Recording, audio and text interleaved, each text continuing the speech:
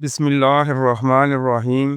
شب بارات شعبان کی 14ویں اور 15ویں تاریخ کی درمیانی رات ہے، جو مسلمانوں کے لیے مغفرت اور عبادت کی ایک اہم رات سمجھی جاتی ہے، جس میں لوگ قبرستان جا کر فاتحانی کرتے ہیں، گھروں میں نوافل پڑھتے ہیں، تلاوت قرآن اور توبہ استغفار کرتے ہیں، جبکہ آتش بازی اور دیگر رسوم سے بچنے کی تلقین کی جاتی ہے۔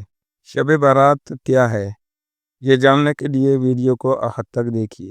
یہ شعبان المعظم کے مبارک مہینے کی 15ویں رات ہے، جسے مخلوق کو گناہوں سے بری کرنے کی رات شب بارات بھی کہا جاتا ہے۔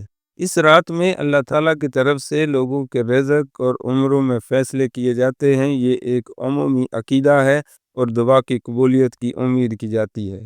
اس رات میں کیا کیا جاتا ہے؟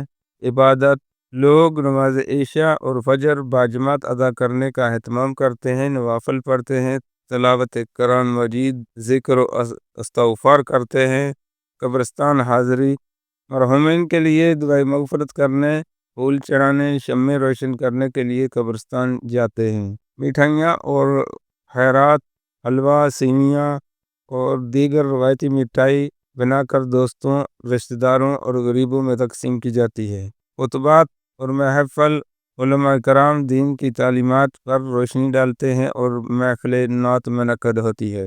اور کیا نہیں کرنا چاہیے؟ اس رات میں آتش بازی، پٹاخے اور دیگر ناجائز رسم و رواج سے پرہیز کرنا چاہیے، کیونکہ یہ لوگ قوم ہیں اور اس مبارک رات کا تقدس پامال کرتے ہیں۔ لہو لعب سے بچ کر آخرت اور عبادت میں مشغولیت کو ترجیح دینی چاہیے۔ بعض لوگ 2 رکعت نماز حاجت پڑھ کر ہر سجدے میں سبحان ربی الاعلیٰ کے بعد لا الہ الا اللہ انت سبحانک انی کنت من الظالمین پڑھتے ہیں اور خوب دعا کرتے ہیں۔